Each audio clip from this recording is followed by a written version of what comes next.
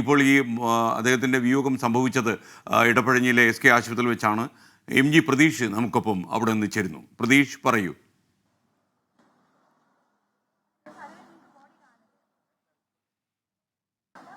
S K N നേരത്തെ സൂചിപ്പിച്ചതുപോലെ തന്നെ റേഡിയോ ആസ്വാദകരെ സംബന്ധിച്ച് വളരെ വേദനിപ്പിക്കുന്ന വാർത്തയാണ് രാമചന്ദ്രന്റെ വിയോഗം.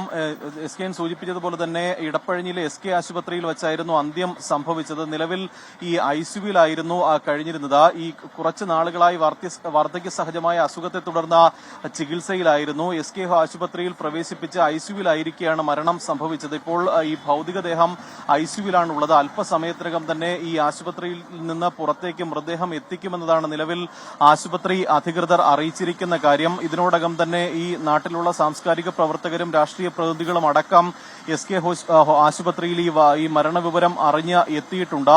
അല്പസമയത്തിനകം തന്നെ ഇതുമായി ബന്ധപ്പെട്ടുള്ള മറ്റ് കാര്യങ്ങൾ, സംസ്കാര ചടങ്ങുകൾ എങ്ങനെ എപ്പോഴായിരിക്കുമെന്ന കാര്യത്തിൽ കൃത്യമായൊരു പ്രതികരണം തരാമെന്നാണ് ബന്ധുക്കളും മറ്റ് സുഹൃത്തുക്കളും അറിയിച്ചിരിക്കുന്നത്. നിലവിൽ ഐസിയുവിലാണ് മൃതദേഹം ഉള്ളത്. ഈ വാർദ്ധക്യ സഹജമായ അസുഖത്തെ തുടർന്ന് വീട്ടിൽ ചികിത്സയിലായിരിക്കെ അസുഖം മൂർച്ഛിച്ചതിനെ തുടർന്നായിരുന്നു എസ് കെ ആശുപത്രിയിലേക്ക് മാറ്റിയത്. ഇന്ന് ഉച്ചയോടുകൂടി മരണം സംഭവിച്ചു എന്നാണ് നിലവിൽ ആശുപത്രി അധികൃതർ അറിയിക്കുന്ന കാര്യം. നേരത്തെ തന്നെ ഈ മരണ വാർത്ത അറിഞ്ഞതിന് പിന്നാലെ തന്നെ വളരെ ആളുകളാണ് ഇതുമായി ബന്ധപ്പെട്ട് അന്വേഷിച്ച് ഈ ആശുപത്രിയിലൊക്കെ തന്നെ എത്തിയത്. ഇപ്പോൾ നമുക്ക് ചില ജനപ്രതിനിധികളടക്കം ഈ എസ് കെ ആശുപത്രിയിലുണ്ട്.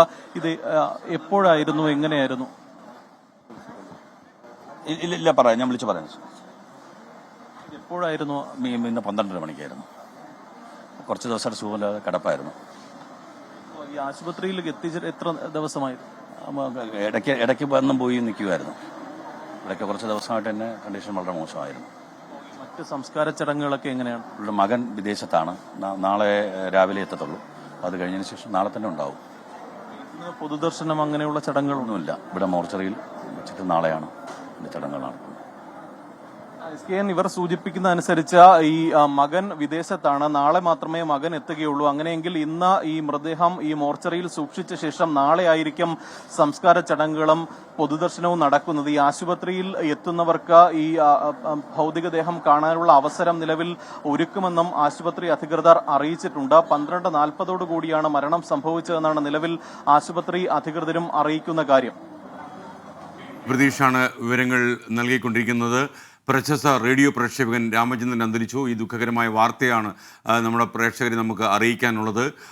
തിരുവനന്തപുരത്തെ ഇടപ്പഴഞ്ഞിയിലുള്ള എസ് കെ ആശുപത്രിയിൽ വെച്ച് അല്പം മുമ്പായിരുന്നു അന്ത്യം സംഭവിച്ചത്. 4 പതിറ്റാണ്ടിലധികം റേഡിയോ ശ്രോതാക്കൾക്ക് സുപരിചിതനായിരുന്നു. വാർത്തകൾ വായിക്കുന്നത് രാമചന്ദ്രൻ എന്ന് പറഞ്ഞാൽ റേഡിയോ ശ്രോതാക്കൾ റേഡിയോയ്ക്ക് മുന്നിൽ ഇടം പിടിക്കുന്ന ഒരു കാലഘട്ടം കേരളത്തിൽ ഉണ്ടായിരുന്നു. ഏറ്റവും പ്രശസ്തരായ 2 റേഡിയോ വാർത്താ വായനക്കാർ, പ്രതാപനും രാമചന്ദ്രനും, ഇവർ രണ്ടുപേരായിരുന്നു ശ്രോതാക്കളെ ആകാശവാണിക്കൊപ്പം അടുപ്പിച്ചു നിർത്തിയ ഘടകങ്ങളിൽ ഒന്ന്. മാത്രവുമല്ല, വളരെ ശുദ്ധിയോടെ, അക്ഷരശുദ്ധിയോടെ വാക്കുകൾ ഉപയോഗിക്കേണ്ട രീതിയിൽ വാർത്തകൾ അവതരിപ്പിക്കുന്ന രീതി മലയാളിക്ക് പരിചയപ്പെടുത്തിയ ഒരാളായിരുന്നു രാമചന്ദ്രൻ. മാത്രമല്ല, വ്യാകരണപരമായ പിഴവുകളൊന്നുമില്ലാതെ ഈ കോമയും കൊട്ടേഷനും ഒക്കെ ഉൾപ്പെടുത്തി വാർത്തകൾ വായിക്കുന്നത് എങ്ങനെ വേണമെന്നൊരു തലമുറയെ പഠിപ്പിച്ച ഒരാൾ കൂടിയായിരുന്നു രാമചന്ദ്രൻ. അദ്ദേഹം അരങ്ങൊഴിയുമ്പോൾ പ്രക്ഷേപണ ചരിത്രത്തിൽ ഒരു കാലഘട്ടം തന്നെ അവസാനിക്കുന്നു എന്ന് വേണമെങ്കിൽ നമുക്ക് പറയാം. എന്തായാലും അദ്ദേഹത്തിൻ്റെ വിയോഗത്തിൽ വ്യക്തിപരമായ എൻ്റെ വിഷമവും അതേപോലെ 24-ൻ്റെ ആദരാഞ്ജലികളും ഇവിടെ അർപ്പിക്കുന്നു. ഇനി ഡോക്ടർ ഉന്മേഷ് ശിവരാമൻ നമുക്കൊപ്പം വിശദാംശങ്ങളുമായി ചേരുകയാണ്. ഇപ്പോൾ അദ്ദേഹത്തിൻ്റെ വിയോഗ വാർത്തയാണ് വരുന്നത്. അത് ഏറെ വേദനിപ്പിക്കുന്നതാണ്.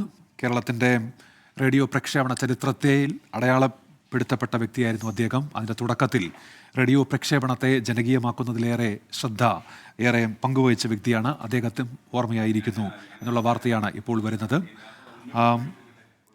ഇപ്പോൾ അദ്ദേഹത്തിൻ്റെ മൃതദേഹമുള്ളത് തിരുവനന്തപുരത്തെ ആശുപത്രിയിലാണ്. അദ്ദേഹത്തിൻ്റെ കുടുംബാംഗങ്ങൾ എത്താനുണ്ട്. അതിനുശേഷമായിരിക്കും സംസ്കാരം.